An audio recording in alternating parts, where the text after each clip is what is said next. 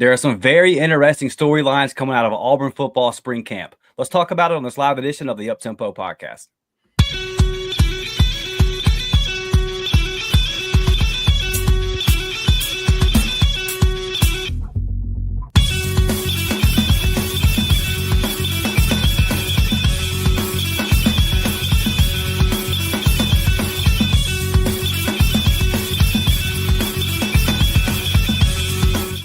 Yes, sir. Good evening, Auburn family. Good evening, Up-Tempo gang. Dustin Smith, Blake Lane, and a special guest. You know, our guy Mike G is in here with us this afternoon to talk a little Auburn spring football.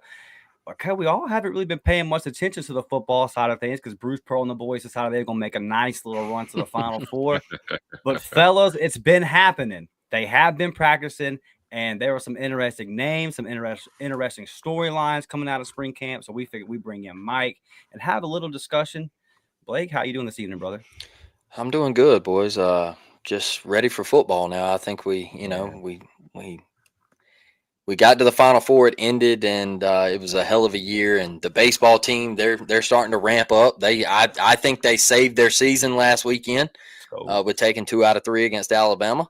That was big time, and now we turn to football, man. And I think this is the year we got to do it, y'all. So all the pressure's on. And Mike, I wanted to kick this one off tonight with I know all of the attention is on the quarterback position at Auburn right now because of all the years we've went through, the struggle and just not getting it done at that position. And you know, you're hearing a lot about Deuce Knight and the success that he's having and being the true freshman and not turning the ball over.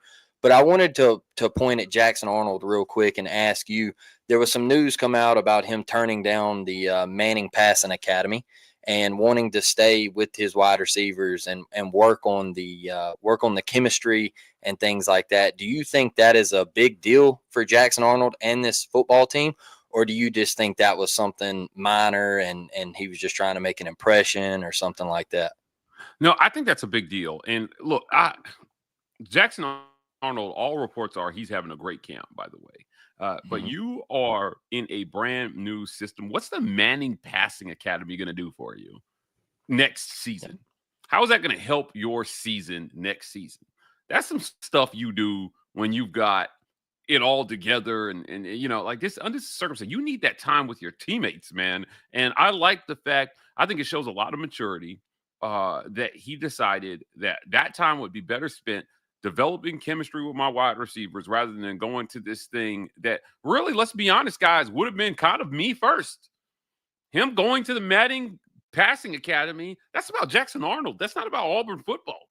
And so you have to love that he made a decision that was about Auburn football and sticking with his guys. And Ike has talked about this a lot on our film reviews. Hugh Freeze's system is not an easy one for quarterbacks to absorb, which is why I think we've seen quarterbacks struggle in the system over the years and over the first 2 years. And he decided, look, I'm going to spend time in my playbook. I'm going to spend that time with my teammates. We're going to get it together here. And I've got to go out and I've got to win games for Auburn. They've invested in me. And make no mistake, in those first 4 games, you know who game number 4 is? Oklahoma. Jackson wants to be ready for this game, man. He wants to go out. He wants to win that game. He wants to show them that he's still that dude. And you don't do that by spending time at the Manning Passing Academy. You do that by getting on the same page with these receivers that hopefully will be making plays for him. Now, you know what Cam Coleman is, right? Everybody knows what he is. He's going to be probably a top 5 receiver in all of college football next year. But you brought Eric Singleton and Horatio Fields in here. You know, you're going to trying to get to know Malcolm Simmons. You've got Perry Thompson in here, who everybody keeps forgetting is a top 30 overall guy. You've got Bryce Kane waiting in the wings. You've got an absolutely stacked receiver room. And if you're Jackson Arnold, guys, you got to know, right? If he doesn't do well next year, nobody's going to be pointing the finger at the receivers. Right. So, he's got to get in there and he's got to make sure that he's holding up his end of the bargain because, for all intents and purposes, he's got a wide receiver room that's going to hold up their end of the bargain. That's true. That is true. Very talented. Mike, I wanted to ask you, with this quarterback competition, because I truly feel like it actually is a competition this year, even though it's just two guys. I feel like the previous years we kind of got, fed a little some stuff, and I don't feel like it was a true competition. Just my opinion, right? And do you think this is a good thing for Auburn to have Jackson Arnold being pushed by Deuce Knight and having him have a lot of success in spring camp, and really heat up? Do you think it's a good thing at that position where Auburn struggled? Yeah, first and foremost, competition is never a bad thing. But I don't know that I agree that it's a competition. I just don't know that that's a bad thing this year, Okay. right? I think that Jackson Arnold is your starter. Yeah. Period. Yeah, I think he's your starter. I think he's going to start the season. And we talked about this last night on our show. Guys, what circumstance does Deuce end up the starter that doesn't spell disaster for Auburn? And when I say spell disaster, I mean something terrible happened. If Deuce Knight does not start your season, but ends up your starter after 4 or 5 games, means Jackson Arnold got hurt. Jackson Arnold isn't playing well. I can't think of the scenario where things are going great and you're switching to Deuce. So, Mike, you know what? Me and Dustin actually talked about this a couple episodes ago. I brought up the fact that it might just end up being like a DJ Lagway thing at Florida, where Billy was like, you know what, man? We got blown out against Miami. I'm on my last leg. DJ, get in there and let's see what happens. And he started playing a couple drives here and there, and then Mertz got hurt and he took over full time. Yeah, I think when you look at Florida, they weren't winning games, so that's your disaster, right? Yep. Like they weren't winning games. So if you're Hugh Freeze, you can't afford that this year. And I feel like I'm shamelessly plugging our own shows here, but hear me out. We talked about this too. In the first 6 games of your season, right? That's good. That's going to be your season. That's going to set the tone for your season. You got Baylor, Ball State, South Alabama, Oklahoma, Texas, Georgia. Now, outside of Georgia, I think all those other games should be winnable right now. But if you come out of that stretch 3-3, it puts a lot of pressure on the back half. And it gets easier after that because you got Missouri, Arkansas, Kentucky, Vanderbilt, Mercer before the Iron Bowl. All those games should be winnable too, but you don't want to have to win all those games. Yep. Right? You don't want to need a 5-6 game winning streak on the back half. So if Auburn can get out of that first stretch 4-2, you're doing great. But you've got to have solid quarterback play, I think, over those first 6 games if you're going to accomplish that. Now, we all know Walker went to Baylor, and I don't know that he's going to play in that game, but certainly he wants a little bit of revenge. I actually spoke to Walker not too long ago. I had a great relationship with that young man. He's still great. I think he's still a great kid. And, yeah, I wish him well, just not on August 29th. So, we'll see how it goes. But what this season is going to be for Hugh Freeze is going to depend a lot on how his quarterbacks do. Look, I think I like the run game, but I'm not sure if I like it as much as I liked it last year. And I'm a Damari Alston guy, but I don't know if him and Cobb are as formidable as Jarquez and Damari were as a 1-2 punch just yet. Open to being wrong on that one, but I think you need quarterback play to evolve this year. Now, for all intents and purposes, it did with Peyton Thorne year over year, 1,700 yards versus 2,700 yards wherever he ended. Definitely an improvement. It just didn't translate to wins on the field, but you need it to translate to wins with Jackson Arnold. If not, guys, I don't know, man. Midseason, we might have to start calling him hot seat Hugh if this first 6 games doesn't go well. Look, the scenario that Blake pointed out is the most fascinating thing to me because I can totally see it happening. I can see Auburn starting 3-3 in the same way that Billy Napier struggled out the gate. I remember, Mike, when you put his picture up on y'all show and blasted him. We all thought he was dead man walking. Yeah. And Wow. then here comes DJ, and they did good enough to where they won some games at the winnable games at the back half of the season, where now they can sell the future. And all of a sudden, he gets the NIL back and finishes strong with a recruiting class. Here we go. When you were hearing rumors of they're having meetings in Gainesville, the boosters have met, they got the money ready. And then right there, he said, all right, I'm on my last move here. I'm going to pivot to DJ. And DJ was that dude. I can so see that happening because I think Deuce Knight is that dude. And that's nothing against Jackson Arnold, but I've already seen Jackson Arnold get benched in the SEC. I think, and I'm not saying he's going to struggle, but I can see the scenario where he does because we have seen him do it. And then Deuce Knight's that guy. That scenario that Blake paints out, I could really see it happening, man. It's a fascinating scenario to play through your mind. It could. Yeah. Is there a desperation move mid-season to go to Deuce Knight? If there is, that makes these reports of how he's doing this spring more encouraging because you want him to be as ready as possible. What I don't want to do is I don't want to throw Deuce to the wolves, right? Yeah. Auburn has to get to a place where you're not expecting a savior at quarterback every season, right? Like I don't want Deuce to have to be the savior. I don't want Jackson to have to be the savior. Yeah. Right.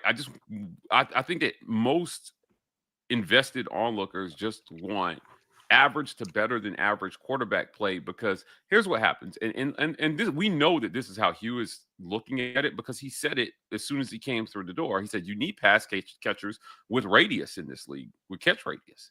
And when you look throughout the history of college football, like, having that dude at quarterback it's so rare. Guys, it's rare. But when Auburn has been able to do it, it's been championship time. Jason Campbell, when it clicked for him, undefeated. That team changed the course of college football. That's not hyperbole either, man. Literally, that no SEC team was ever left out. If it was close, if it was a tie, the SEC was in because of what happened to 2004 Auburn that year. 4 first-round draft picks. You go undefeated through the SEC, and you get left out? Never again. 2010, they built a statue for that dude. Heisman, national championship, undefeated season. 2013, Nick Marshall, come on, man. He wasn't the reason Auburn didn't win a national title that year. We got gussed.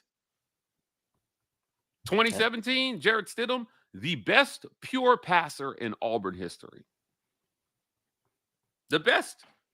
He wasn't the reason that Auburn did not make the playoff that year. Gus ran Carry-On into the ground, and he wasn't available when we needed him.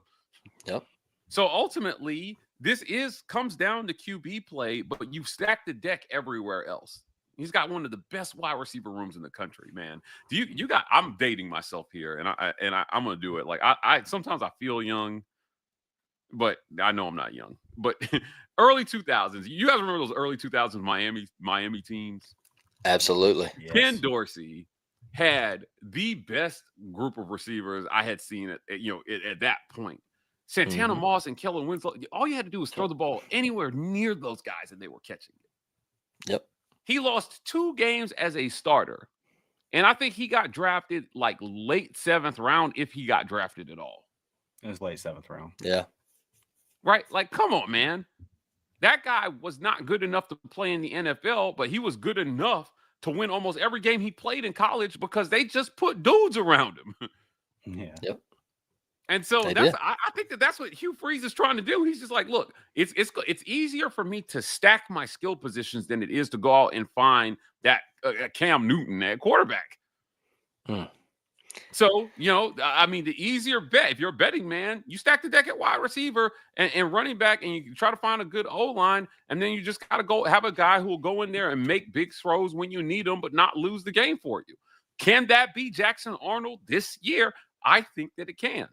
I am a Jackson Arnold fan. I'm rooting for Jackson Arnold. I want to see him finish the season on a high, and I want to see him hand the baton to Deuce Knight. And it would be nice to have a natural succession at quarterback rather than a disaster where you're going to the portal and looking for a savior every single year. I'm sick of it. Mike, I just wanted to ask you one more, and then Dustin, I'll kick it over to you. Look, you talk about this wide receiver room and how stacked it is, and you bring over Eric Singleton Jr., and you brought up Perry Thompson and Sam Turner and the outbreak that he's having in spring camp, Horatio Fields, all of that, man. It's stacked up. Bryce Kane. It just feels like it's loaded this year. But Perry, he mentioned, I think it was Caldwell who dropped that article. He mentioned how tough of a freshman year he had and how it was really difficult going from the guy in high school to just being a guy in college. And he really felt like missing spring ball in his freshman season kind of hurt him. Where is Perry Thompson at right now? Can we expect more of him in his sophomore campaign? Or are we just going to see him kind of get swallowed up by all these guys that Hugh brought in? I think we can expect to see more Perry Thompson. This is the year for him. If Perry Thompson knows what he's supposed to be doing, Perry Thompson is going to be a guy this year. That's it. Then his freshman campaign, I think people need to remember how rare it is for true freshmen to start. Yep. Right. And they didn't want to bet on Perry, getting it all in year one. So what did they do? They went out and they got some guys. You get Keandre Lambert-Smith, right? And you build a safety net there. Now, I keep asking this question, and there were some dum-dums on Twitter that criticized me for asking this question, but I'm going to keep asking it because I don't care. If you don't like my questions, get yourself a press credential and go ask your own questions. But I asked about how much 10 personnel and 11 personnel that they are going to run, because that will tell you a lot about the opportunities that will exist for the wide receivers. Yeah. As far as I know, Perry wants to play on the outside. So, if you're running 12 personnel, for example, where you've got two guys on the outside and there's not even it's two tight ends. Yep. In 11 personnel, right? You got one slot receiver, but unless he's got to win one of those outside slots, or he's got to move to the inside and hope they run more 10 and 11 personnel. So it'll be interesting to see how they manage that this year, because I think Eric Singleton projects at the slot. Yeah. Yeah, right. Right. So we know Cam Coleman's on the outside, but who is going to be that other outside receiver? I like Perry to be that guy this year, and I think that as long as he's healthy and he understands and he's running the right routes, because Hugh Freeze talked about a lot of guys going 200 miles per hour just doing the wrong thing. He said that a lot when he talked about Malcolm Simmons, extremely talented, but good God, man, it's like Malcolm, your car's fast, but this is a one-way street, dude. Turn around. We can't have Perry running down a one-way streets here. So I like Perry Thompson to step up this year. Again, extremely talented. We got flashes of what he could do, but how could you argue about the guys that were in front of him, Cam and Keandre? You couldn't. So if you want to play at the outside, where was he going to be on the field in that system? Dustin, I think that an important context to add to that conversation, Mike, is, and me and Blake, we went and watched Perry play a couple times together, and Mike, me and you, we watched Cam Coleman play a couple times together, and in high school, and an important context of this is, man, when you watch Perry in high school, he's on a team in Foley where he had to do everything, Mike. I mean, he was holding field goals. He was blocking for the punt. He was running halfback dive. When he did run routes, he ran screens and fades. That's what they did with him. Versus Cam Coleman at Phoenix City, which is like a mini college operation. He's running a real route tree. So it's not surprising that it's taken Perry a little bit longer. But when you said you're going to date yourself going back to those early 2000 Miami teams, I want to go back to some early Auburn teams. You think back to this 2003, right, where you had a loaded Auburn team. And that offense, it had Jason Campbell. It had probably the greatest running back room in Auburn history. And you had some pretty good wide receivers in that room. A young Courtney Taylor, Devin Aromashadu, Ben Obamanu. You had some guys. Good college receivers, right? And a lot of those guys got drafted. But it took Al Borges had to come in there in 2004. And so they had all that talent in 2003. a lot of publications had Auburn predicted to win the national championship that year. Went 7-5, man. Next year, Al Borges comes in, all of a sudden 13-0. Because the scheme, you got a guy that can put the players in the right position. We saw a lot last year, and I think back to the week after the Georgia game, where Perry is doing where Peyton is doing interviews, and then Hugh is answering questions in his presser. And even a couple of days after the game, they're still not on the same page. And I think looking back over these 2 years, it just didn't seem like they were ever really on the same page. Is there any confidence, Mike, that this quarterback room, the new additions, are they going to be on the same page in Hugh? Or is that the $1 million question coming into this season? First of all, Dustin, you cutting up right now asking me this question. Secondly, I want to be careful how I answer this. I think that there are patterns to human behavior, right? And I was pretty open about how I felt about Peyton, and a lot of people were questioning my sudden shift on Peyton Thorne, right? And it wasn't really that sudden. It was just when I had a chance to sit down and talk with him, it was clear where the hurdles were at in the passing game. And I think this is a valid question that you're asking, Dustin, about communication, because the things that you're questioning, they were said in the media in front of everybody. Right. Right.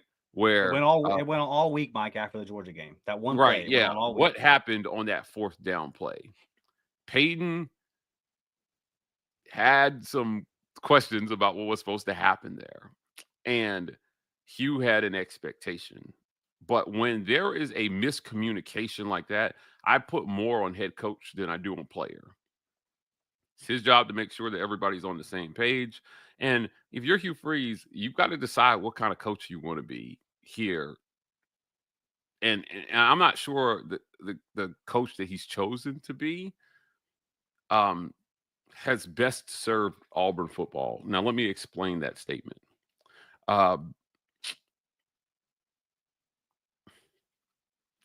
There was a lot said about who's calling plays.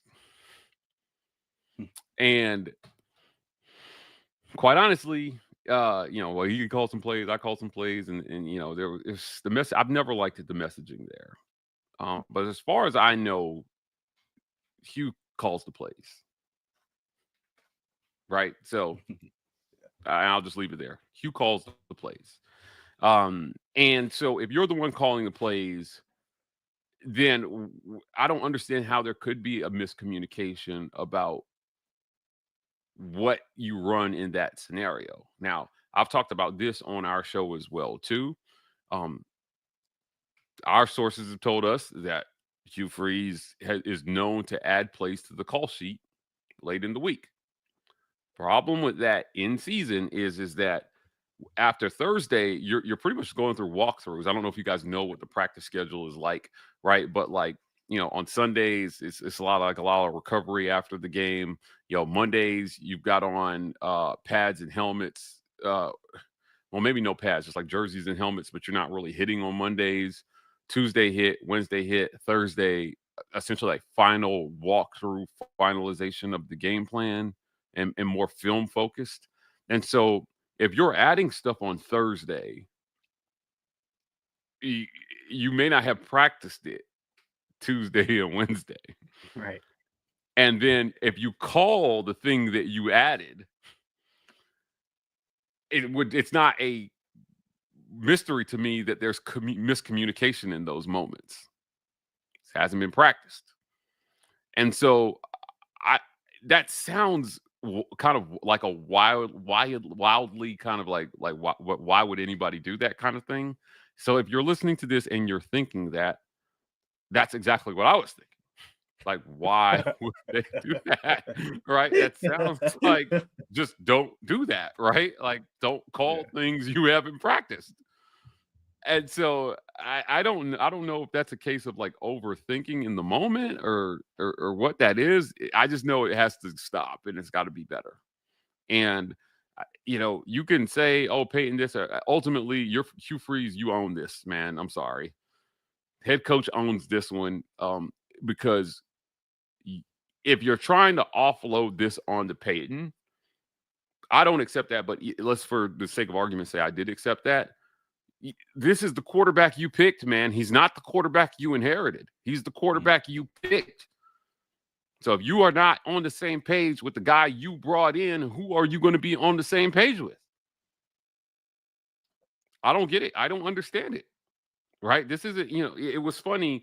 Do you guys remember that first year? There was when we played Ole Miss, there was a play. I think it was the first play of the game. Robbie Ashford started that game. Yeah. He goes out, and as far as I know, he was supposed to just hand the ball off. There was no read. He was just supposed to hand it off. He ended up pulling it, and the play lost yardage or he fumbled or something. It didn't go. It didn't do well, right? And after the game, he got called out for it. And you know what? Rightfully so. Because if there was no read and that's what you did, then I had no issue with calling him out for that. But also now I'm looking at patterns. So a year after, when things like that are still happening, and you're telling me now this other dude is just doing what he wants to, so all the quarterbacks are just not listening to what you're saying. Yeah. Because at the time I was just like, look, man, I absolutely would bench a player who went out and did the opposite of what I told him specifically to do. And even if it is successful, you can't have that. Let's say he threw a touchdown pass. Okay, great. But you still, you can't just go out there doing what you want to do. So now I'm to believe that both Peyton and Robbie had that problem. I don't know if I'm buying that. So again, to come full circle back to your question about how do we have faith, essentially, if you're an interested onlooker, that it will be different this year? I don't know that you do. I think that you'll just hope that all the other things are good enough that is a non-factor for the most part. But nothing that has happened in Hugh Freeze's first 2 years on the Plains has made me feel great about how he's handling quarterbacks here. I don't care what happened. Does it make you feel better?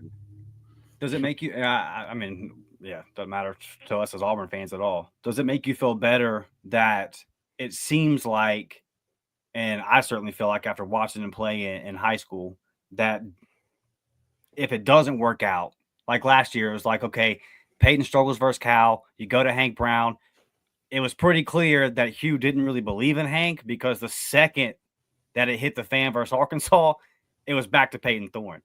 Do you feel a little bit better? Does it give you more confidence that it appears like, hey, Deuce might be ready to go if that doomsday scenario that you mentioned, injury, the Florida scenario of last year that we brought up, if you have to go there, it's like it seems like, Mike, we got a guy. If we go there, it seems like we got a guy. He might be young, but it feels like he's a little bit different than what we've had in this room in the past.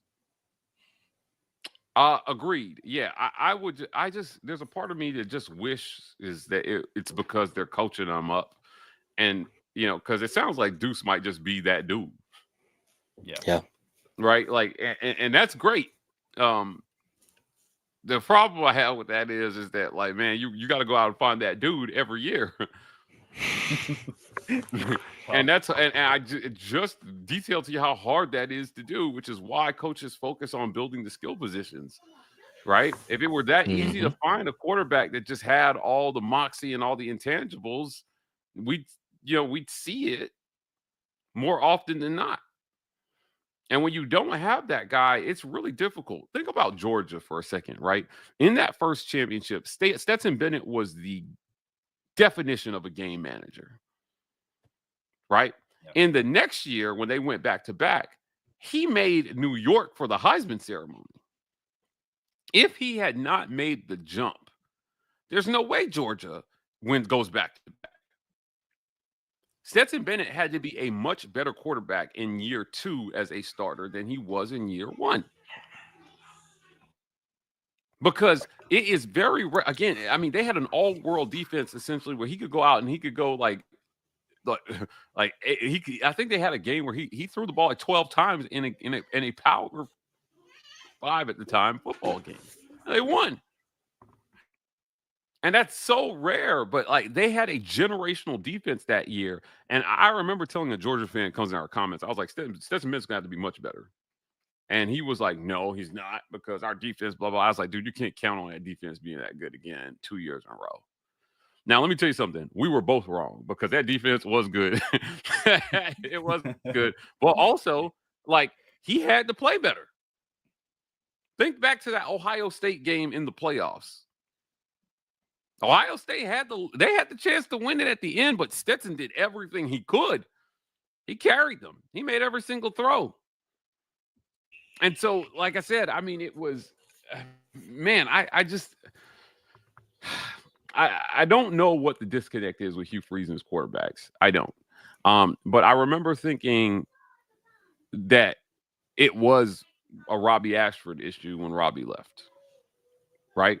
And then the next year, I'm starting to see some things repeat, and I'm like, all right, maybe it's deeper than that. And then at the end of last season, all the quarterbacks leave, every single one, including guys that he brought in. Because remember, Hank is a Hugh Freeze guy. Yeah. Committed to him twice. And he wasn't good. And he's not, I was very disappointed when Hank got pulled versus Arkansas. I did not like that. I was like, look, man, if he's going to F up, give him the whole game to F up. You lost the game anyway. But could have given him the whole game and then going back to Peyton the next game, right? Like if we'd have played them 9 out of 10 times, though, Mike, we would have beat them. Yeah, it's tough, man. I don't like. I'm sounding like a Hugh Freeze hater here, but I don't. I want Auburn to do well. I want Auburn to succeed. So I want Hugh Freeze to succeed. I just want the coach to do what's best for the players, right? Because ultimately, I think that's what's going to lead to Auburn having the type of season that fans want and need. So yeah, I just got cut. I mean, we spent a lot of time traveling covering a basketball team. And I'm exhausted from covering the tournament. We went to every tournament site, and it was worth every second of it because this coach did his best to put the best product on the floor every single night. I came up short. I mean, Walter Clayton Jr. is just a special guy. Like that dude is just, I mean, I'm going to see him in my nightmares probably for the next 5 years.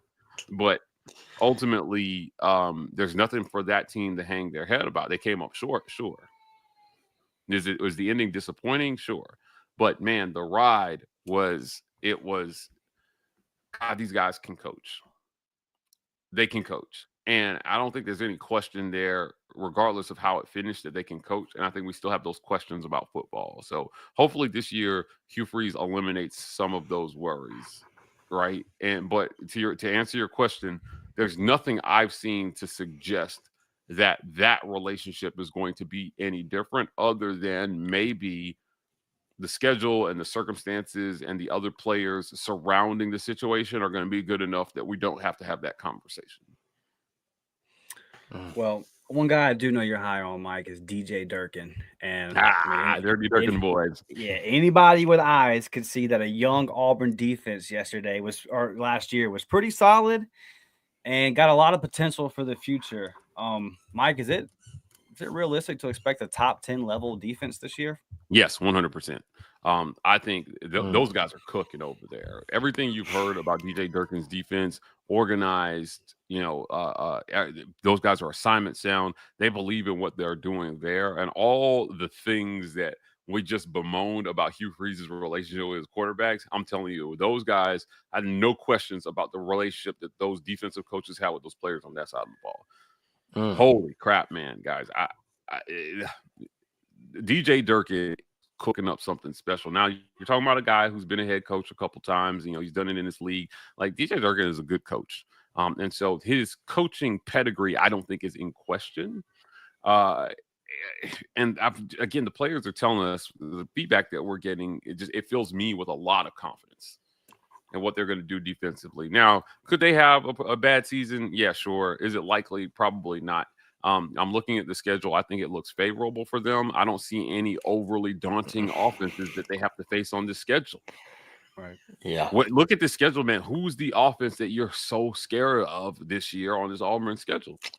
I'm not even really scared of Georgia, for real. I'm not. Yeah. They're good. They're talented, certainly, right? But I'm just telling you, offensively, I don't know that there's anything there that like that Auburn can't handle defensively. It's always been, can they score enough points to keep up and not hang the defense out to dry? Right. But I defensively, man, I'm telling you, there's nothing to say but enjoy the ride. DeMarcus Riddick, Malik Blockton, all these guys. I'm looking forward to seeing all these guys in year 2 of this thing. Because, boy, Malik Blockton looked like a monster last spring as a true freshman. And I'm telling you, he's going to be one of the most electric players in the country on defense next year. DeMarcus Riddick showed, dude, he was fast. He was another one of those guys, 200 miles per hour, just sometimes maybe just needs to slow down and process a little bit more, but the raw talent just blows you away. And now that he's a year smarter and a year more physically developed, I'm looking forward to watching that. That's going to be fun. That DB room, I mean, you gotta love. What don't you love about this Auburn defense, right? Defensive line, I may have some questions. Right, we'll see what they do there, but ultimately, I think it's a good scheme that puts guys in the right places. And man, if the offense holds up their end of the bargain, yes, this should be a top 10 defense. At the very least, another top 20 defense. Right, because the numbers don't always tell the whole story. Right, defensively, the numbers don't always tell the whole story about how good the defense is. If your offense turns the ball over on their own 10 and then you give up a touchdown, those points get charged to the defense. But come on, man, right? If you're watching them, they didn't really give up those points. Offense gave up those points. Yeah. Right? I just man, they're going to be fun to watch. Auburn football. Everybody, I keep asking everybody. I don't know how you guys feel about it, but the question is, would 7 wins be a disappointment? I think it would be. And every time I look at this schedule, I keep thinking, man, 9 wins. This, the season that South Carolina had last year, guys. Yeah, that's the season that I'm looking for Auburn football this year. Winning streak at the end and fringe playoff. They don't have to make the playoff, right? They don't have to make the playoff. But if we're at least talking about it in November, I think that Hubris had a really good season. Yeah, the refs kept South Carolina out the playoffs, y'all, with that LSU call. I mean, otherwise they make the show. They almost beat Bama too. They were one mishap away from winning that game. So. The only way I would be cool with 7 wins, and I would love to hear from y'all, or if you disagree, whatever. The only way I would be cool with 7 wins is if disaster happened and Deuce got thrown into the fire, and he ended up being the guy, and he reeled off a couple wins, and we rolled into the off season going 7-5. We go to a bowl game and win and get that 8th win, and then I would be like, okay, I can take it. Bring Hugh back another year. Right. But if we just roll Jackson Arnold out there and go 7-5, I'm gonna be, hey man, what's up? I can't be losing to Alabama and Georgia like this. It can't keep happening. Yeah, well, 7-5, but you beat Alabama and Georgia. Would you still be happy with that?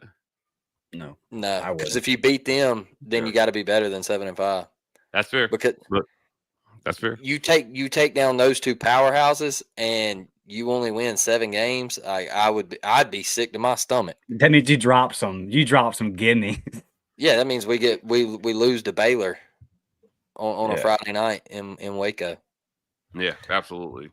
Mike, I know you gotta get out of here. I got one more for you, kind of shifting gears a little bit, but you had tweeted out today, and it's getting some traction on the internet about the spring game, right? and just kind of the changes that are coming. And this is not specific to Auburn. You know, a lot of coaches are doing it. I know Nebraska last year had over 70,000 people at their spring game, and they come right out this year and they cancel it. So this is going on everywhere. Coaches are saying it's because of the portal. Hughes just doesn't seem to be a lot of energy around the spring camp. He doesn't even seem like he really wants to be having it. I listened to the press conference today, and he keeps talking about wanting to have OTAs in June and all this kind of stuff. I know you had said the fans deserve better, right? Like, this is a good point for fans to come together, to go to a game in April, to kind of put some energy around your program. Just what is your opinion on these changes to 8A, and is there something that can happen in the future to kind of bring the fans back in? Because we're going to get some endo, some perimeter drill, and maybe some tackle football at the end of it, but it's going to look a lot different. Yeah, I think that people were taking an issue with me saying that the fans deserve something better, and I'll die on that hill. Look, Auburn fans showed up last year. You didn't make a bowl game, and Auburn fans showed up and sold out every game last year.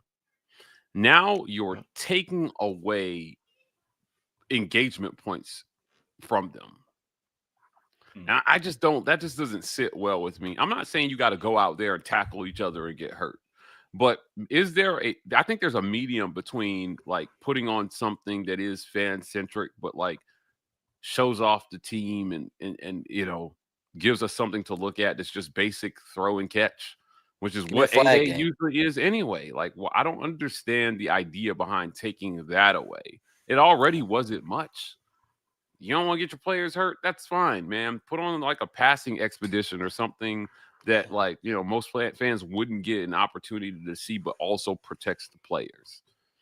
But I don't like, man, it's almost like spring ball isn't even happening this year. Honestly, like there's nothing to talk about, guys. And so it's expensive to take your family to go watch a game. Gas, tickets, travel, man. Like, I mean, and Auburn fans have been awesome. Man, over the last 8-9 months, I have seen Auburn fans just be awesome, showing up for basketball, showing up for, you know, gymnastics, you know, showing up for everything, man. Baseball just set an attendance record last weekend. Yeah, like with the team in the Final Four. Yeah, and so football, you're a football school. You always be a football school, and it is the longest off season of any sport. And now you're taking away the only thing. It's almost everything that used to make February and March special is gone. Yeah, right. Early signing day has killed like the whole like recruiting. It's all done because they're all committed before the end of their senior season. Nobody's holding out anymore. So that February signing day is a total non-event, right? You started spring practice on March 25th and it's over on April 12th. So you're on a condensed schedule and you know, like, I don't know, man. It's just, you have to do what's best for the team, certainly. But I think also what's best for the program is making sure that fans don't lose opportunities to engage with your team. Yeah. And that's what 8A has always been about. It's always been fan-centric. And to take it away is almost like we don't give a shit about the fans anymore. And I don't like that because you'll be right back here begging them to show up to games and please come out and support us and give the on to victory. And blah, blah, blah. Every time we turn around, you want money. But you don't want to have a decent 8A where fans can go and come out and bring the family and enjoy it, watch Cam Coleman catch some passes. Right. I don't like it personally, but I understand the other side of it as well too. I just don't think where they're headed this year is where it's at. I think there's a happy medium where you're not getting your players hurt and you're protecting the players and you're focusing on strength and conditioning, but also not taking the essence of what is supposed to be. And yes, it is about the fans. Just give me a Pro Bowl event. Like do it like the Pro Bowl. That's all I need. That's all I need. Because I know we've had a couple of people like over in the comments say that in previous years they've went to 8A and had interactions with the players and stuff, and it like really changed their kids' day, and just that's why they go. It's not all about seeing the team, like play the game. It's more about just the interactions and bringing light that football is almost back. And Right. now I just kind of feel like they're moving more and more towards the NFL, y'all. I feel like this is going to be a thing where before long it's going to be exactly like the NFL. We're already talking about contract negotiations with Nico Amalave or whatever his name is. And and they're talking about, I saw somebody today say if the contract negotiations don't work out, he's going to enter the portal. Yeah. And I'm like, this is open free agency NFL talk. Like, we're here, man. And I Nebraska, they started all this with Matt Rule saying, hey, I don't want people poaching my players and all this. Well, win, if you win, people, those players will stay and you won't have to worry about them getting poached. So that's how I feel about it. Yeah, and I don't like the way this is going. But look, man, I think that it'll get worked out eventually, guys. I'm disappointed in what 8A. Like, I looked at the media schedule and I thought, like, man, if I didn't do this for a living, I don't know that I'd go. Yeah, Right. That's how I saw it. Like, if this weren't my job, I don't know that I'd go. And if I feel that way, like, I can't imagine how some of the fans might be feeling. I mean, they've downgraded it so much it's not even ticketed. Yep. 8A ticket costs you like what, $5-10 max? Yeah. Back in the day, not a ton, but you generate some revenue. Maybe you give that to charity or something. You have downgraded what you're doing so much you can't you don't even feel good about charging people for it. Yep. So I don't like it, but it is what it is. Hopefully we get something serviceable. Yeah, I mean, we've heard of these players. I mean, they've been on y'all show before, Mike, arguing about who's the fastest. Line them up. Let's find out. Let's have a 40-yard dash right there in front of everybody. There's a lot of different stuff you can do. Don't come out there. I mean, Hugh said today, so we're going to run some endo. For y'all that don't know, that's individual drills. That's what you see in the warm-ups. It's going to be the warm-up before the game. That's what endo is. Facts. That's crazy. That's crazy. Well, Mike, appreciate you joining us, brother. What y'all got going on over at the War Report? Yeah, man. Check us out at the War Report, every social media platform. The TW Report on TikTok. Follow me at Mike Gittins on Twitter. And follow us on Instagram at the War Report. We've got lots of great stuff coming. I'm about to lean into baseball a little bit here, so you can catch me overall at Plainsman Park. And hopefully they continue their winning ways on the diamond. The SEC is tough this year. That's real tough. So it's gonna be fun. It's gonna be fun covering those guys too. Yeah, big series this weekend versus LSU. Y'all get out there to Plainsman. What you got, please? Yeah, man. Hey, one thing I'll say to the baseball thing, Mike G, is that new upgraded facility It's nice. is elite, man. Like, that is elite. And I'll say this, man, if you build it, they'll come, right?